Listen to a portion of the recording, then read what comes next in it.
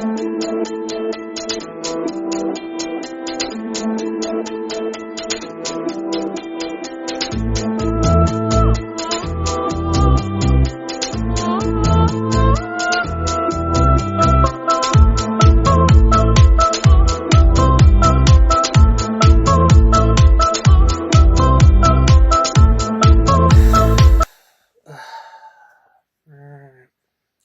you two want to do the intro? I just looked at the article. I'll do it. Okay, go on, lady. So, welcome to another exciting and lively bird edition. Were they never lively, exciting, lady? Of the Purple Rain podcast. We are all here to discuss Boston's latest coaching announcement. Yes. Now, we also were expecting this to come. We got it over the summer, and all three of us just went, it's another man. It's a man. It's a man. It's no man. And I think the Fleet have gone for the most unqualified person you could get in the job. Okay? Now, I know you're probably thinking that's harsh, but I actually should be familiar with their new head coach. I'll tell you more when we go for the article. But yeah, Boston Fleet fans, we are not going to hold back today. That's what I'm going to say. You've been warned. Right, so it is.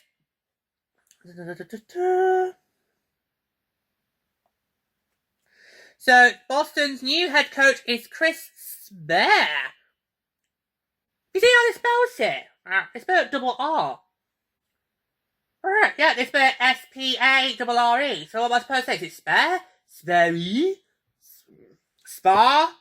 Or how do you want to pronounce it? Well, Prince Harry says spare. What do you do what Prince Harry said? Oh, there we go. Lose some viewers.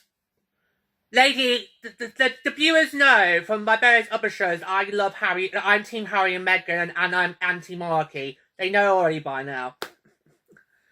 That's why I choose being a Democrat. Exactly! And a Remainer, so there's no hiding it here. Anyway, yeah, I'll refer to Chris Spare. We'll know when we get to the start of the season in a few months' time, if I'm right or not on that pronunciation. Yeah, so Boston Fleet have named Chris Spare as the second head coach in team history, ahead of the 25-26 PWHL season. Spare brings more than 9 years of coaching experience to the Fleet with a proven track record of player development and team success. He most recently served 3 seasons as an assistant coach with the San Diego Gulls, who are the AHL affiliates to the Anaheim Ducks. So I should know the guy. You should. I should be familiar with the guy, because obviously the Gulls are one of the many SoCal rivals that my Barracuda has in the AHL. So I should be really familiar with this guy, but I'm not. Yeah, but can I ask you, George, in the AHL, how often are you aware of the various coaches? Not really. In the AHL, we focus more on the players, because it's a development league, more about the players, so we focus more on that than the coaching stuff. I can just about name my coach, John McCarthy. That's about it. There we go. Yeah, but I should be familiar with the guy, but I'm not. So Boston Fleet fans really should be coming to me, because obviously I know him from the AHL, but I don't really remember him that much. Yeah, nah. Yeah. We're having a lot of AHL influence coming to the PWHL. Like obviously, because obviously large match, which I very familiar with for the AHL days. Yeah. Well, alright, so it's a small world. Yeah, small world. Okay.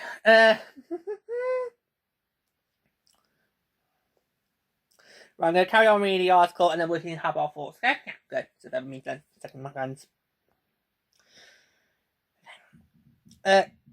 Prior to his AHL experience, Spare was an assistant coach with the Flint Firebirds of the Ontario Hockey League, that's the OHL.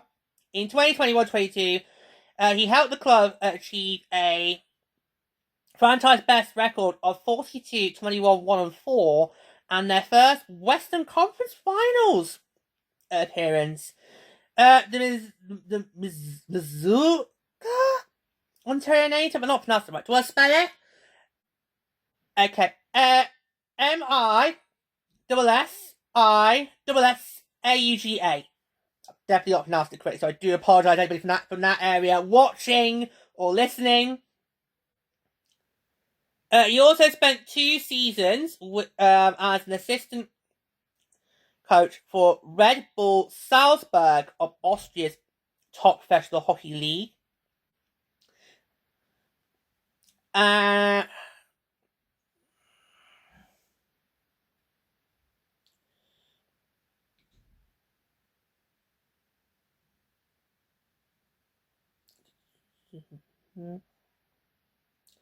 From 2019 to 21. So just be on my tablet, so I might get close to nah, don't worry about that. So he spent from that from 2019 to 21.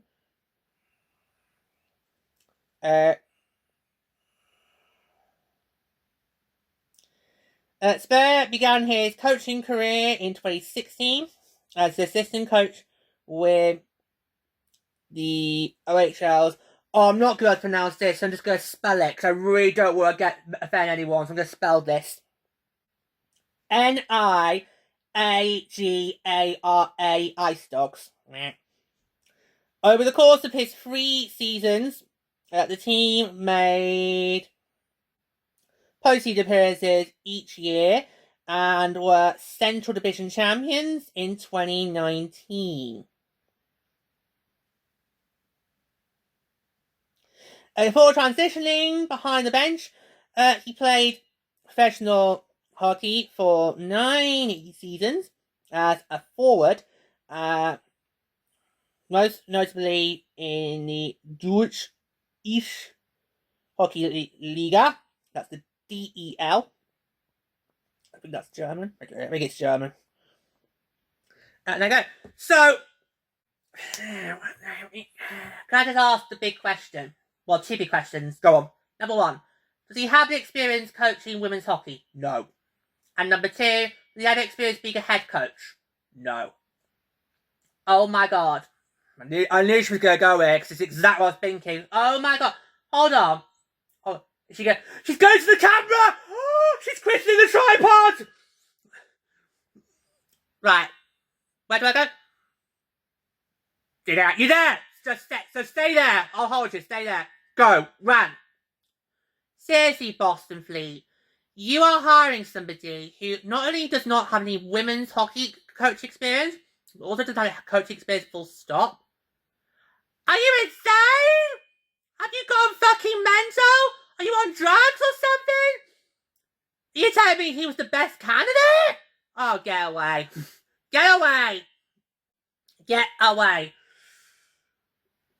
Well done for that, because obviously we haven't had anybody do that to the camera. Because normally whenever somebody goes for leaning in front of the camera, it is to bend. I don't think we've had that with the tripod sport system yet. So, very well done. We did the other week have a little mishap where the tripod we were recording Olympic hockey. We were recording an episode of our Olympic hockey show for this season, and the tripod out of nowhere just all of a sudden fell off. I had not touched it. I didn't go anywhere near it. These 2 were nowhere near it. The ring light didn't hit it. Neither did my tablet, which I had to use to read information of. It just out of nowhere just fell off. That actually might still be in that episode. But yeah, I'm still setting up my new laptop. We still got a little bit to sort out that before we can get back running that, and then we can have 2 options to record going forward rather than just the one before the summer. Yeah. Lesson well learned. Make sure to have multiple recording setups in case one goes wrong. That's right. It was a lesson well learned. Yeah. But yeah. But no, so I get what you mean. Because obviously, assistant coaching is a lot different to being a head coach. Now, we see it plenty of times in hockey before where somebody's made a transition from assistant coach to head coach. I can be the perfect example of that. Obviously, Rarozowski initially was an assistant coach for my Sharks. Last year, he made the transition to head coach. He did okay. he did okay. I mean, he's the first head coach that I've not slagged off, but in my 16, almost 17 years now with the Sharks. But give it time. Yeah, give it time. I do normally, when it's their first season, normally do give it a little bit of lenience, but then after that, that's where I have to then go critical. Well, like you were a David Quinn. As soon as his second season began, you were like, burn him! Burn him! Burn him at the stake! Drown him! Decapitate him! Where do you think I get this morbid behaviour from? Where do you think I get that from? But no, I was literally out for David Quinn's blood, so when he was fired, I literally was like jumping for joy. I remember talking about it on an episode of the podcast. It was towards season 6. It might have been the CDF episode finale. Because it would happen quite late in the season. I was like, I could not hide. You know, it's a podcast. I could not hide the jubilation that was on my face. No. But I think Ryan Sarsky, he had a good first season last year. Okay, yeah, we were last in the league and division again, but I think we kind of saw which was kind of a bit down because we all hoped we were going to have better ties because we had Marcus Zabrini, Yaroslav Askarov, Will Smith got it, got a fair amount of ice time. Yeah. That's why I feel cautious to anybody who feels like we're going to turn a corner this year, because, I mean, might not. Yeah. But he's a good example. But that's between a team. But if you've got somebody to be an assistant coach with one team, and then jumps to be the head coach for another, you're going to have question marks about can he be capable of doing it. Plus, this is also the PWHL. This is not amateur hour. No. We need to make sure that if we are going to have men behind the bench, that they are capable of doing. I mean, I have no problem with the current male head coaches of the inaugural 6. Were you about to say lead? Yeah, but I remember what Seattle did. Well done. I do.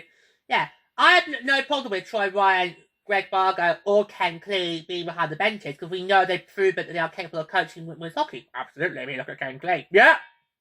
Yeah, he's never got a nomination for Coach of the Year. 2 times now. Snubbed.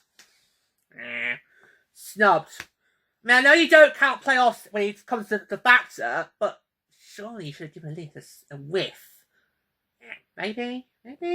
Yeah. Anyway. So, any thoughts? Because you know me, you're just not happy about this. Or I just think it's completely ridiculous. I mean, it was always going to be a tough ask to find somebody who could succeed Courtney Kessel. And I know we already did an episode on that. But I just want to say, I think she did brilliant work for the Boston Fleet in those first 2 seasons to get them competitive. Yeah. And given how, that team just had heartbreak. They lose the first ever World Cup finals in Game 5, despite having forced that Game 5 in dramatic fashion back at the Grand Casino Arena. First mention of the name change. Yeah, I'm going there. I'm going there. Because obviously we do hope to go there one day, and of course, obviously, we're gonna have it a lot mentioned throughout the season. Obviously, because obviously, So I'm going there. I think I've managed now. In my head, I've now processed it's now Grand Casino Arena, not X-Edge Centre. But don't be surprised if I do make a couple of slip-ups when we get to season 3 of Purple Rain. Yeah, and then obviously this past season gone, lose out on a tiebreaker. Yeah, because obviously us, Charge, and Fleet had all had 24 points. Charge had 12 regulation wins. We had 10 regulation wins. They had 9. Yeah. Well, that last game of the season between us and the Fleet was always going to determine who was going to have 9 regulation wins and who was going to have 10 regulation wins. Yeah. And then they had 9 would miss out. Yeah. So the Fleet have had heartbreak. And I just don't think they're easier now. I mean, you're just being there's so much pressure, given what they lost. I don't want to bring expansion up, but I'm going to do it. So I was going to do it. Might as well be you. You look at what they lost in expansion draft, particularly to Seattle. Ilka, Knight. To name a few. Yeah. And you think you need to have somebody who's reliable and who knows what they're doing, has got the experience. He's not got that. Can't believe that's now 2 teams that have got no women's hockey experience in coaching. I know, right? See, major fate. I know. It's us. It is. I just think we're just. I know. It's fine. But that's two now. Seattle and Boston. And yeah, there should not be excuses for Seattle because obviously Megan had been assistant GM to the Boston Fleet, so she should have known how important it was to make sure you get the right guy who's got experience. But didn't. Can I just... No, I don't know if it's going to go off-post. Because I can see the innuendos that will come with this. Let's give it a good go. Let's just try and, hone in our point here. Because I know there'll be some people going, why are you getting mad? It's not your team. I know. But, as advocate, as day one advocate to the Professional Women's Hockey League, if something's up with one team, then it matters to all of us, because it could happen to any one of us. Yeah. This situation could happen to any one of us, and still could. Yeah. So, let's say pick someone. We're going to have a hypothesis now, boys. Okay? Yeah. Let's say pick someone that Ken Clee was relieved of his post. Okay. And in his replacement, you have somebody who has not got zero experience, who's got zero experience of coaching women's hockey, but also has zero experience being a head coach, full stop. Now, would us three take that lying down? No. Well, I thought you were going to then go fruity. I could see where I was going before. Better not. Yeah. Better not. Thought, no, I'm going to restrain myself. That also might lead to dirty content. Oh! Is that what bondage is? You tie them up and then you fuck off. No, you strap them down, tie them up, spank them, and then you fuck off. Sometimes blindfolded. No, you don't need to worry about... No, I'm going to say that's definitely off the cards. That's something that would definitely be off the cards. That and some others, which I won't go, because Lady did not want us to be fruity. I knew it was potentially gonna go. But no, seriously, you take it like that is in that sense is how you would do it. So, nah. The question is it that way or is it that way? But no, I restrained myself. I knew where I was going, but I thought no. Go restrain myself. This is a serious topic. It's a serious hypothesis. Carry on. But no, you're right. We would not take that. If that was to happen, us three, we would not let it go. We would constantly be talking about it on the show. We would mention it every single opportunity we would get. I would bash the socials about it. And you know me, I don't normally bash the socials. Because I'm very well restrained on that. One of the rare times that you're a conservative. Yes, it is. Yes, it is. Yeah, but I'm smart. I'm not one of these stupid keyboards just post what they think go. That's dumb, regardless of consequences. I'm smart. I always make sure I'm very smart whenever I do post. Yeah, I very rarely post. But yeah, so we just wouldn't accept it. Yeah. And I think Boston Fleet fans should look at this and think, really? This is the guy? Yeah. This is the guy that's going to lead us into year 3. Especially when, how I felt the Fleet actually did draft well. Yeah. They got Hayley Weir as a second round pick, which we kind of expected was going to happen. But we all thought she was going to be the second pick over to Casey O'Brien. That was not the case, no. But the Sirens had a lot to choose from there. Oh, they did! And even could have taken her as well. Yeah. I mean, we all thought Casey O'Brien was the guaranteed number 1 pick to go first. Yeah. And then you had Ali Newick and Hayley Weir also considered as well. So, yeah. But when the Sirens made that pick, we all ultimately thought, right, we know what Boston's going to do. And they did. They also got Abby Newick. I can't believe Ali Newick was such a late pick in the draft. Because she was highlighted by the PWHL as a spotlight for potentially a first rounder. Yeah. I remember thinking, okay, well, it's not gone the first 3. Could maybe the Victoire or the Charge take it? But no. Of course, we had an idea of what we wanted to do for the first round and executed it. Yes, we did. We didn't there's not a single all of our draft picks that I think is not good for the team. I'm happy with all of our draft picks. They're right, and I'll talk about that when we get to our season 3 premiere. But yeah, so you feel like, and they also drafted a netminder. They did. Both Boston and New York drafted netminders along with Seattle. Yeah, they did. Yeah, they did. So Boston had a good draft, and you feel like they've got the right pieces they need to basically get themselves back on track to be where they want to be. Yeah. No. Because all Boston needed was one more point, and that's it. We would have been out of there. We would have been toast. We would have had to hand the crown over without having a chance to defend it. Yeah. So I feel Boston had to win the draft, but with this coaching situation, I think, is he going to get them to gel well? Yeah. Is he going to get them to gel well? Especially what I like to Alina Muller still on the team. Zata Pani, and Franco. Yeah. How's he going to handle these players? I just don't know. So I think going into the first couple of weeks of the inaugural season, I think Boston is going to be one to keep an eye out on in inaugural 6 because they're the ones who are going to have the most pressure put on them. Given how, as Curtis mentioned, they lost big in the expansion draft, but also they've got a new coach who's completely new to the women's game and coach game full stop. Is that a reliable success? Well, we don't remember that Boston did start slow last season. Found a way to pick up points in the first 2 months of 2025. And it was when they came back for it wasn't coming back. It was going into World Championships, they slumped. Got a win in their first game back, and then back. But then dropped the last 2. Yeah. Had a position to clinch a playoff berth going into that penultimate game. Yeah. But obviously, thank God, didn't. Yeah. That was when Lady was going through all the scenarios that we all thought at the time was applicable. Of course, wasn't next when we got to our next game, which was 2 days later. Yeah. Now, I know what some people will be saying. Season's not started yet. Give him a chance. And we will. But it'll be interesting to see, and I think this is one of the aspects we will look into when we get to that big what we're calling it.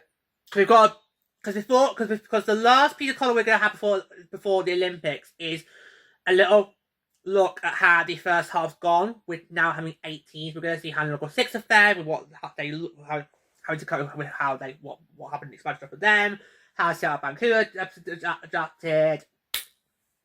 I think Boston, all those teams, particularly with coach, we're going to keep an eye on that show. Oh yeah. Maybe get yourself some cocoa because it will be a very long one because there'll be so much for us to unpack. But yeah.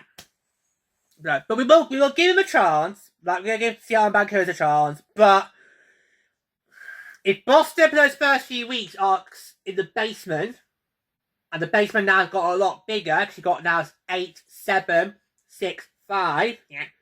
Those are non-playoff spots. So the basement's got a bit bigger. But if they are languishing there the first few weeks, especially going into Christmas. Oh, no, not Christmas. Going into the Olympic break. Yeah, that'd be better. That'd be better judgment. It's going to be concerning. Yeah. Oh, he has got to have the pressures on him. Big time. Yeah, absolutely. I think it's just fish off. I think it's a crazy decision. I think there might have been better candidates out there. Jessica Campbell. Yeah, Seattle passed on her.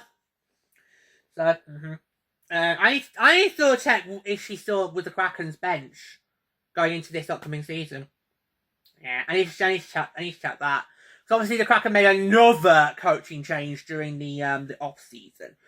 But I need to check did she get the boot as well or did she not? I'll have to look that up. Wow. Before we get to start the regular season in just a few weeks. Yeah. And be given your first as a Shark Wild. Yeah! That's exciting. And also a bit kind of like, ooh. Yeah. Well, it'll be fine. Yeah, okay.